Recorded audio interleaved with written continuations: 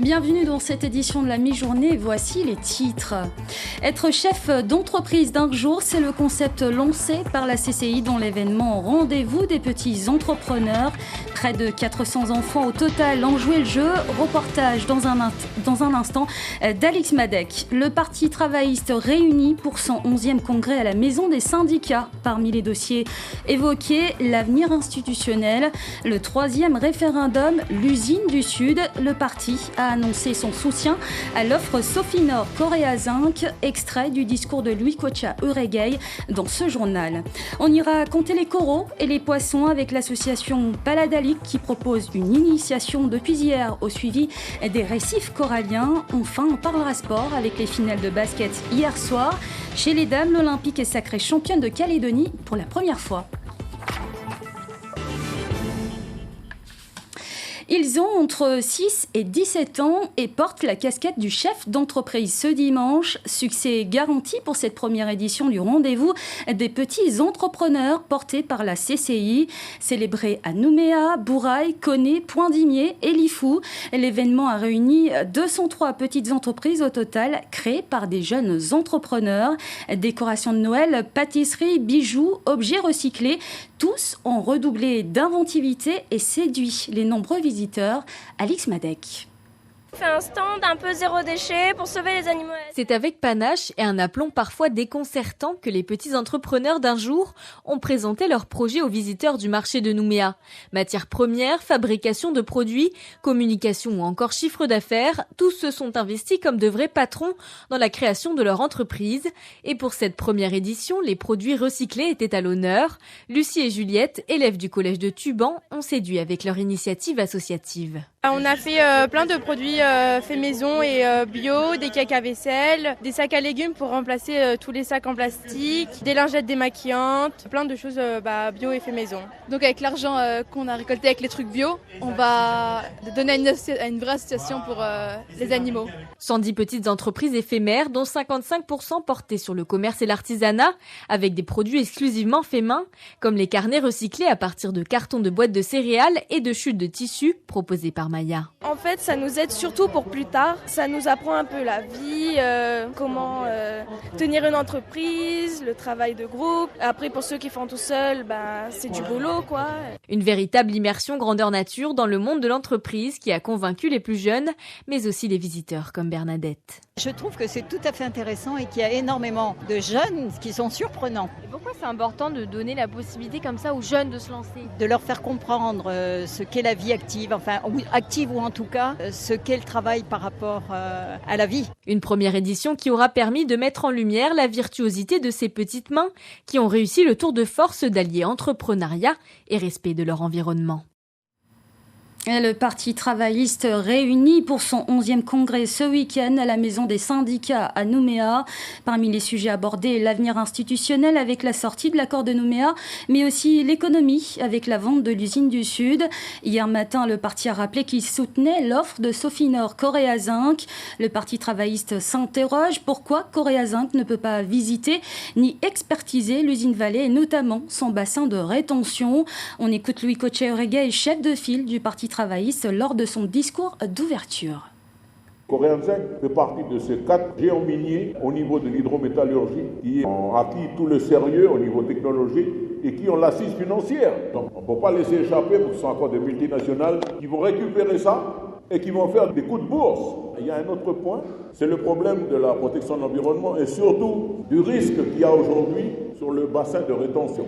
Une fois que c'est passé à l'acide, les résidus là, c'est versé dans le bassin de rétention. C'est quelque chose qui est étanche normalement. Il semblerait qu'aujourd'hui, il y a des fuites au niveau de la terre, au niveau des nappes phréatiques, etc. Alors, pourquoi ça coince au niveau du dossier Korea Zinc Sofinor? Ils n'ont pas pu accéder au deuxième stade, la due diligence. Et la due diligence, ils doivent visiter le site, ils doivent expertiser le site avec les experts de Korea Zinc.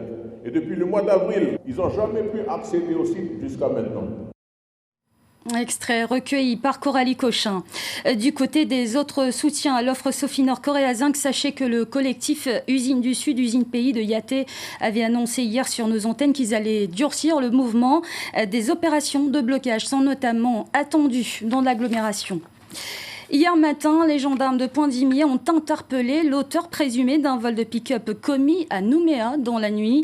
Ce dernier, conduisant à vive allure, a raté son virage à hauteur du pont Koyaboa pour terminer sa course dans la rivière. Après avoir reçu les premiers soins, l'individu a été entendu à la brigade de gendarmerie. Compter les coraux, les poissons et les oursins, une activité qui peut être ludique mais qui a tout autant son importance. L'association Paladalic propose depuis hier une initiation au suivi des récifs coralliens, activité qui va servir à alimenter une base de données scientifiques. Charlotte Manui. Si je te dis sur le point à 70, là, tu relèverais quoi par exemple? Du corail mou peut-être, hein, ou des algues. Ouais, c'est des algues. Les palmes et le tuba sont encore sagement posés sur le sable et c'est armé d'une fiche plastifiée et d'un crayon que David s'entraîne, aidé d'un membre de l'association Paladalic, à reconnaître les différents habitants du lagon. Le jeune homme est un amoureux de la nature et de la plongée et s'il est venu ce midi à la baie des Citrons s'initier au suivi des récifs, c'est dans le but d'intégrer l'association. On a l'occasion, quand on fait un petit peu de PMT sur les îlots, sur la plage, d'avoir la chance de voir des beaux coraux et des beaux poissons. Donc si on peut aider à les conserver, voilà, comprendre comment ça marche et faire passer le message aux autres, ce serait super. Le suivi corallien est indispensable pour déterminer la santé d'un récif et il est accessible à tout à chacun pour peu que l'on suive la méthodologie indiquée. Florent Cadet, membre de Paladalic. Concrètement, on va compter les poissons herbivores, on va compter les oursins aussi, qui sont des herbivores également. On va compter les saumonets ou les dawas, à la fois parce que ce sont des prédateurs pour les autres poissons et puis parce qu'ils sont très ciblés par la pêche, donc ça va nous donner des infos. On va compter les poissons papillons qui, eux, se nourrissent de polypes coralliens. Plus on a de corail vivant, plus on a de poissons papillons. Voilà, c'est ça ce qu'on appelle des espèces indicatrices. C'est ça qui nous permet, après, d'évaluer l'état de santé et son évolution dans le temps. Depuis sa création en 2011, Paladalic et sa centaine de membres ont participé à la cartographie de l'état de santé de 77 sites. L'association intervient également en milieu scolaire. Près de 2000 enfants ont ainsi pu être sensibilisés, les pieds dans l'eau, à la préservation du lagon. Un reportage signé Charlotte Manvy.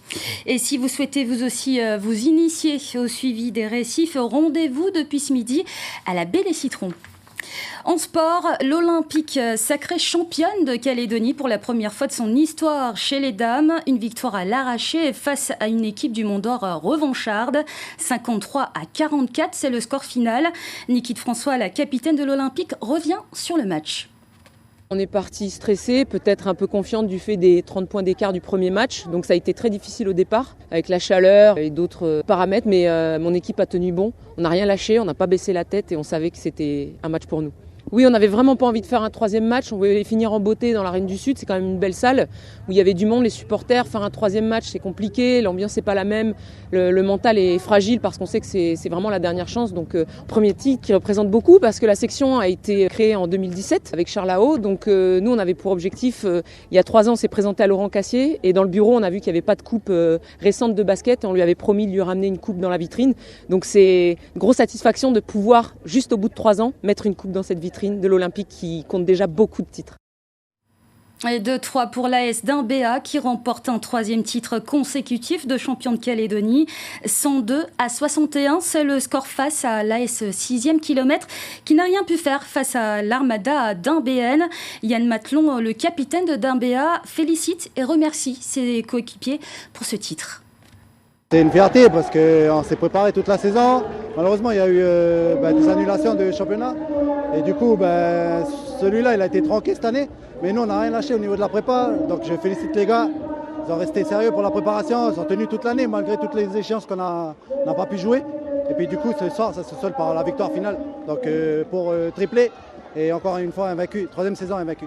Donc bravo les gars. C'est encourageant, quand on est dans la fatigue, ça redonne espoir et puis c'est eux aussi notre suite logique. Donc merci à eux et puis à nous aussi de leur rendre quand ça va être les championnats jeunes. Yann Matelon et Niki François qui répondaient à William Lecrin. En volleyball, Païta sera en finale contre l'AS Goa chez les dames. Les résultats de la demi-finale femmes sont tombés.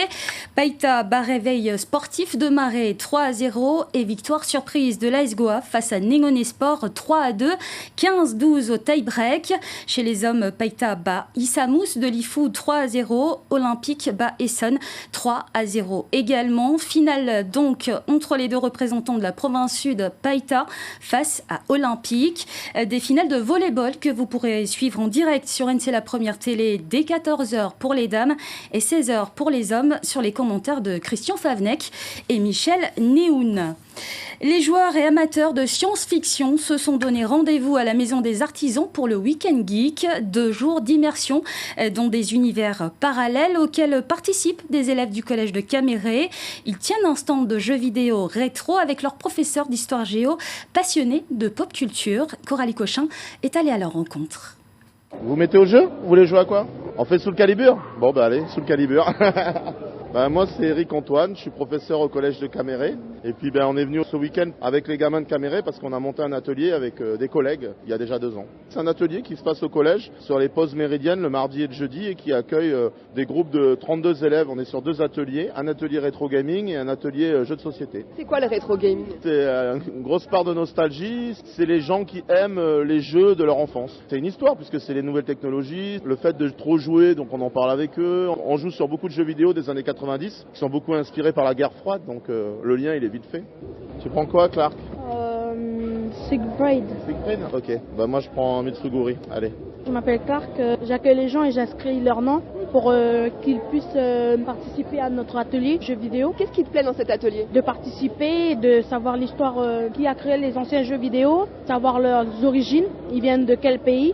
Les jeux de maintenant, tu mets le CD mais ils font pas montrer de petites vidéos au début. Je m'appelle Bruno, je suis à Papa de Gaston et je suis accompagné mon fils. Vous avez joué avec eux ? Oui, je joue un peu. Ça fait un bout de temps, j'ai pas touché à ça. Là. Avec les jeux d'arcade avant, dans les années 80. Quand on allait au collège, on passait à café avec les copains, puis on jouait.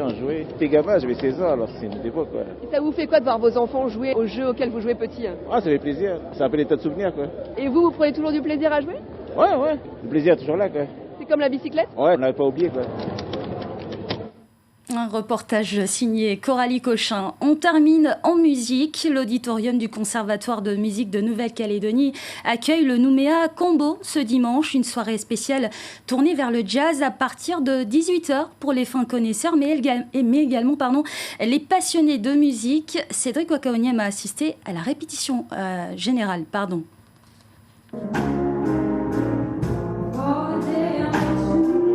Une voix qui porte sur une musique d'Aretha Franklin et des musiciens en totale union pour l'accompagner sur scène.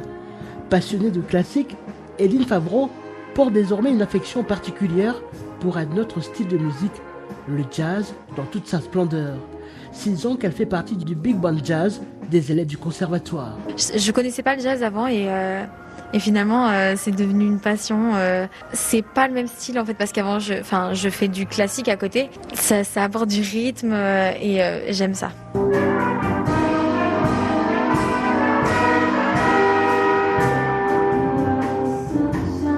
Nouméa Combo, c'est aussi cette formation de 10 musiciens de jazz accompagnés de la chanteuse Emma Vircondelay.